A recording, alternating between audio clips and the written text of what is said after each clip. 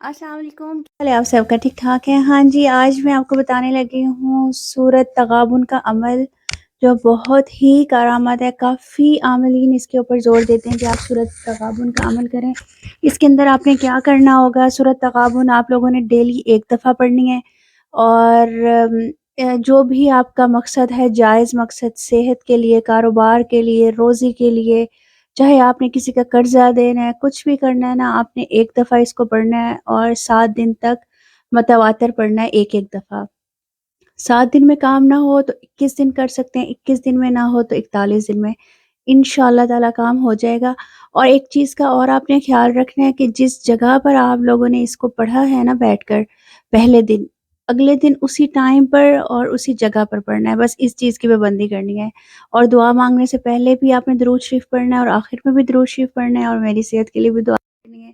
انشاءاللہ ملتے ہیں اس طرح کی اچھی ویڈیوز کے ساتھ، اور